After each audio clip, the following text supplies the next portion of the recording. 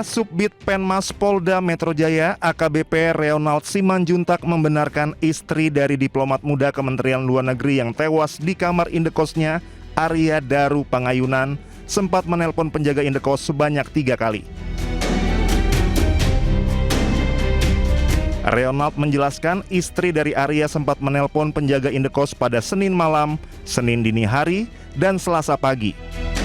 Awalnya istri Arya sempat menghubungi nomor lama penjaga indekos untuk meminta bantuan dicarikan keberadaan suaminya. Namun nomor tersebut sudah tidak aktif lagi. Istri Arya kemudian menghubungi penjaga indekos di nomor barunya. Saat itu nomor penjaga indekos sudah aktif dan dapat dihubungi. Setelah melakukan panggilan telepon, istri dari Arya kembali menghubungi nomor penjaga indekos pada Selasa pagi untuk menanyakan kabar keberadaan suaminya. Setelah istri Arya menelpon untuk mencari keberadaan suaminya, penjaga indekos lantas bolak-balik di depan kamar Arya untuk mengecek situasi.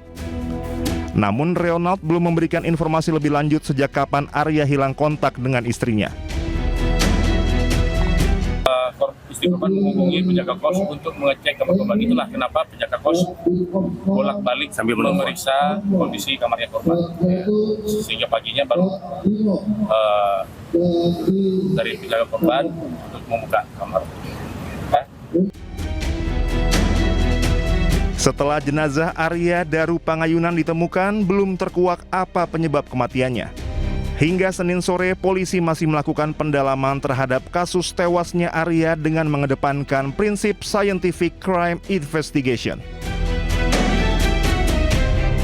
Dari Jakarta, Helmi Sajangbati, iNews melaporkan. Ibsa Kirdi Putra, pakar mikroekspresi dalam wawancara bersama Anissa Dasuki di iNews sore kemarin ini menekankan pada pentingnya menggali keterangan dari orang-orang terdekat Arya Daru. Keterangan tersebut bisa menjadi kunci untuk membuka penyebab kematian diplomat muda tersebut, antara mengakhiri hidup atau sebab lainnya. Jadi kalau kita lihat bahwa ketika rekaman CCTV itu menunjukkan bahwa Arya Daru ini jalan, buang sampah seperti itu, sebetulnya ada 2 poin yang bisa kita lihat di sini. Satu, lihat aja apakah ada pola-pola seperti ini di waktu-waktu sebelumnya. Kan manusia itu bekerja dengan pola. Kalau yang kedua adalah seseorang yang katakanlah mengalami kondisi misalnya suicidal gitu, yang ingin bunuh diri, dia mengalami kondisi depresi gitu, biasanya dia sudah tidak terlalu peduli tentang keadaan misalnya kebersihan dirinya, kerapihan dan sebagainya. Ini kan dia masih melakukan pola tersebut kalau memang sebelum-sebelumnya dia buang sampah atau semacamnya di jam yang sama. Jadi tidak tampak ada sebuah dorongan ya dari salah satu faktor ya seperti itu, bahwa dia memang ingin mengakhiri hidupnya sendiri. Plus satu lagi, orang mau bunuh diri itu biasanya nggak diem aja. Ada bocoran-bocoran yang biasanya disempilkan ke orang-orang terdekatnya. Jadi nggak ujuk-ujuk tiba-tiba selesai gitu aja. Pasti ada bocoran-bocoran kecil, tapi orang nggak ngeh aja biasanya, yang baru nyambung setelah dia bunuh diri. Jadi kalau terlihat dari gerak-geriknya itu, saya tidak bisa melihat bahwa dia ada intensi buat itu. Plus satu lagi, orang bunuh diri itu biasanya pilihannya adalah dia mau cepat atau dia mau tampil tidak terlihat bunuh diri misalnya, karena tidak ingin misalnya membuat orang-orang yang ditinggal itu terganggu hidupnya, atau misalnya malu, atau misalnya jadi bahan omongan, jadi kayak kecelakaan misalnya. Atau yang satu lagi maunya cepat. Nah, kalau bayangkan bahwa kita melilit, nggak usah pakai lakban deh, pakai tisu gulung aja dililit, itu butuh waktu lama loh dan sulit loh. Dan itu pasti seseknya itu membuat tubuh itu nggak karuan gerakannya. Dan ini masih terbungkus rapih di dalam selimut, rapih juga lakbannya di muka. Buat saya ini sangat kasus yang cukup absurd dan arahnya sebagian besar sudah kecil untuk bunuh diri. Pak Kirdi, tadi Anda sempat menyebutkan bahwa kalau misalnya orang ada kecenderungan suicidal, biasanya sudah ada bocoran ke orang-orang terdekat. Tapi ini istrinya sampai bolak-balik ngecek sampai 3 kali ke penjaga kosnya ketika suaminya tidak bisa dihubungi. Apa mungkin sudah ada kecurigaan tertentu?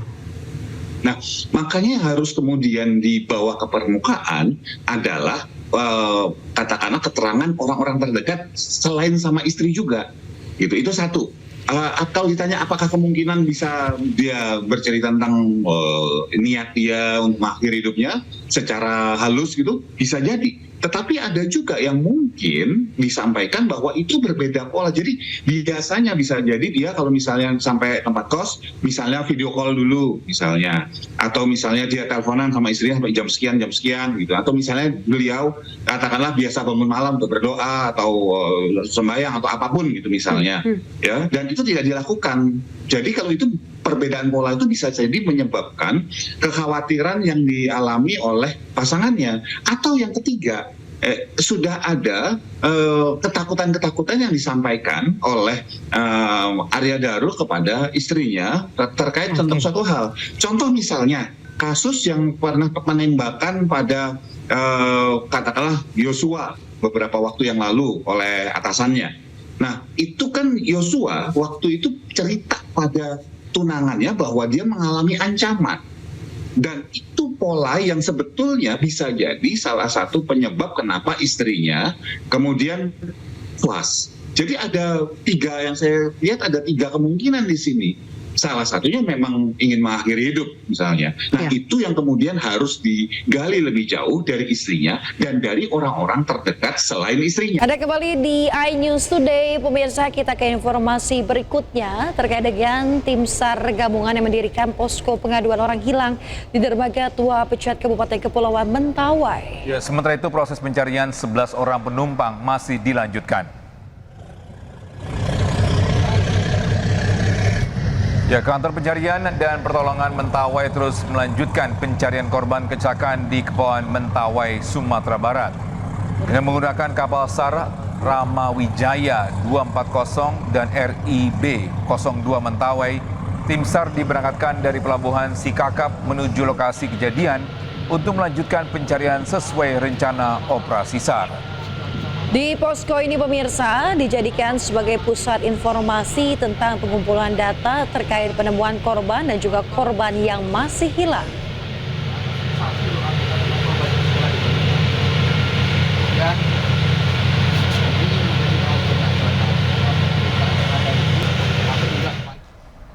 Ya, sementara itu sebuah kapal yang membawa rombongan pegawai dan sejumlah anggota DPRD Kabupaten Kepulauan Mentawai, Sumatera Barat terbalik di Selat Sipora. Dari 18 penumpang, pemirsa, 7 orang selamat sementara 11 lainnya masih dinyatakan hilang.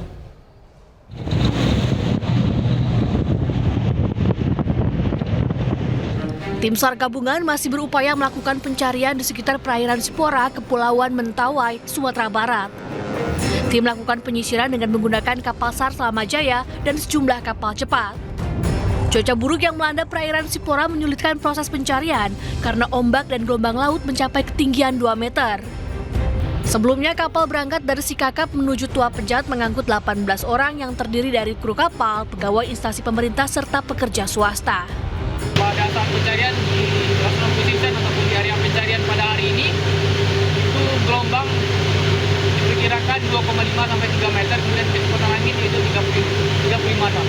Hasil pencarian sampai saat ini masih nihil, tapi kami terus melakukan pencarian dengan berbagai cara di area pencarian tersebut. Kapal yang terbalik berukuran 12 meter dengan mesin 40 PK. Kapal bertolak dari Sikakap dan dilaporkan hilang pada pukul 11 siang. Dari Kepulauan Mentawai, Sumatera Barat, Budi Sunandar, iNews melaporkan.